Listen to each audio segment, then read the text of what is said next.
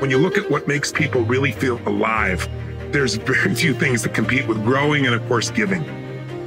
And where does growth come from? First of all, without it, life feels pretty dead inside. We're all trying to mark something that gives us a sense of aliveness. People ask me all the time, what does it really take to be happy? And I can give it to you in one word: progress.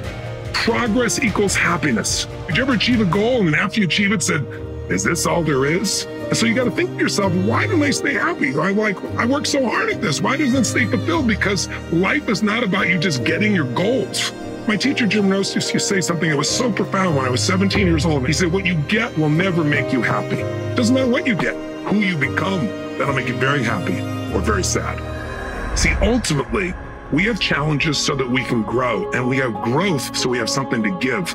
And it's the giving that makes us feel alive and the growing that makes us feel alive. And so if you don't grow consciously, here's the challenge part. Life will show up and give you something to grow from. And success, fulfillment, aliveness is not one thing you did one time. It's all the little things. It's saying I love you. It's stepping up. It's doing what's right, even when no one else will reward you. Those little things are the things that make you grow, and that growth is what makes you feel alive. Listen, there's only one really set of laws in the universe. Everything grows or it dies. And everything ultimately contributes or it's eliminated by evolution, if nothing else. So the imperative for you and I is to understand that growth isn't always easy. In fact, the easy stuff rarely makes you grow. Listen, there is no failure as long as you learn something, because that learning leads to growth. That growth leads to something where you can build something, create something, or give something to yourself, others, your family, or to have something that's meaningful. So where are you not growing that you can make some progress on this week? Just tackle one thing. Is it your body? Is it your relationship? Is it your level of happiness? That's growth. Just to find happiness or joy or meaning in difficult situations. Those types of progresses will lead to an extraordinary quality of life. Grow or die. How's that for an uplifting message? One way you'll know you're growing is when things that used to be big seem little to you.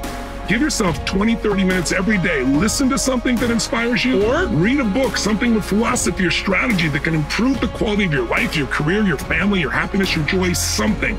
Because great ideas have to be pursued. Answers don't interrupt you. They have to be pursued.